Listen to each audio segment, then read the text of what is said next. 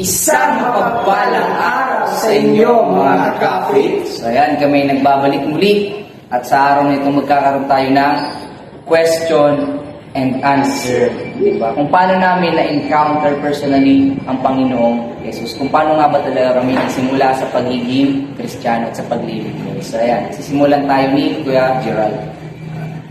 Ako ang unang magtatanong. Ikaw ang unang sasagot.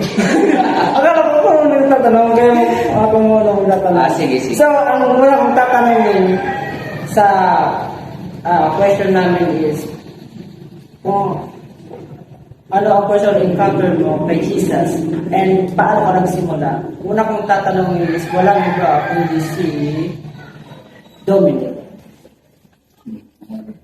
So ako, na-encounter ko at nagsimula akong lingkod 2019. Dati, ayaw ko talaga na umattend or hindi ko talaga gusto or inisip na a-attend ako.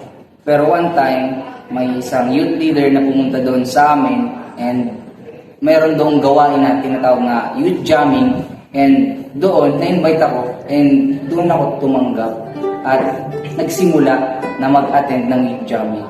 And so on, nagpatuloy yung pag-attend ko hanggang sa umattend na ako ng church.